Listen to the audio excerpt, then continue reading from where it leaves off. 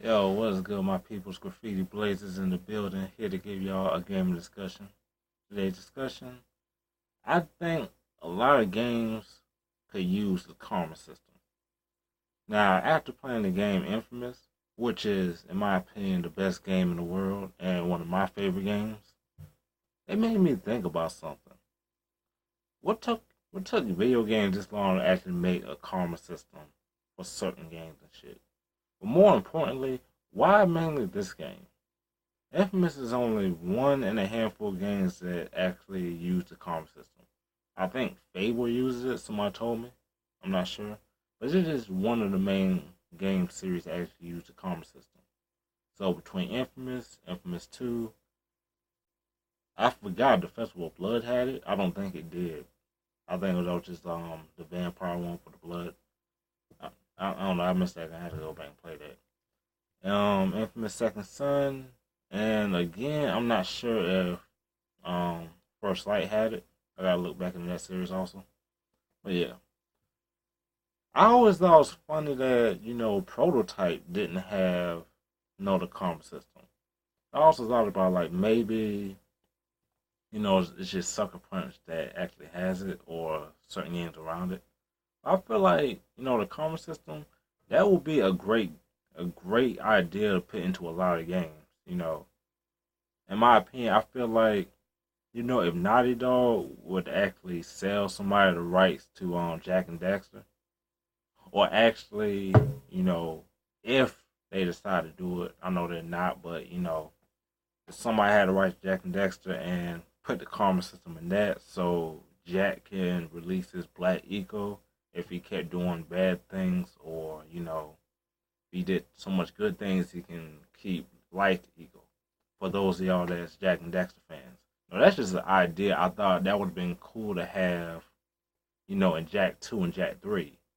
Because at the end of Jack 1, he discovered light ego. But in Jack 2 and Jack 3, he was given dark ego. So I feel like that would have been the perfect opportunity for him to, you know, for Naughty Dog to have a common feature for anytime he got mad or did any kind of, destruction, hurt somebody, it would be bad karma for him to keep having the dark ego.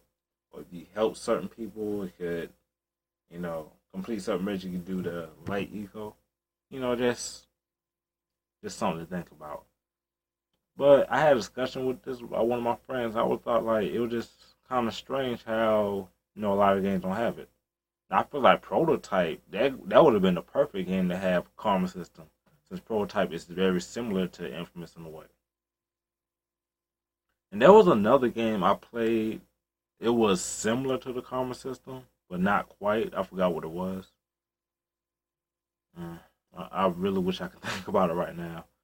But there's a lot of games where you choose where you do this, that, the other. So it's like similar to a karma system, but it's not. I feel like they should do that in the Star Wars games.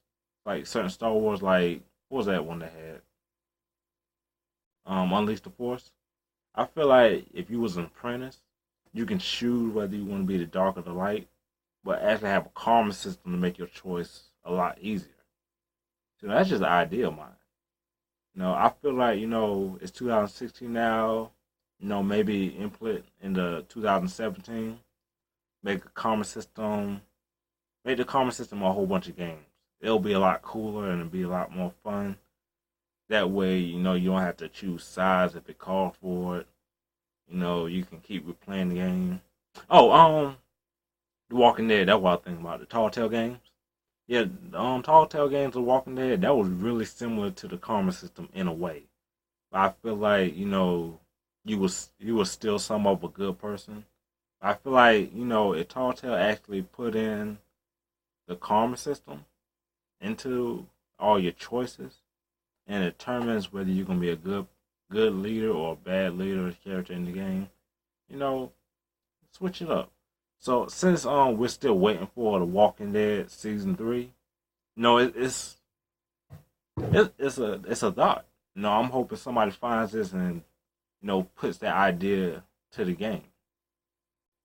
Let me know what y'all think about that. It's just an idea I always kept thinking about. Deuce.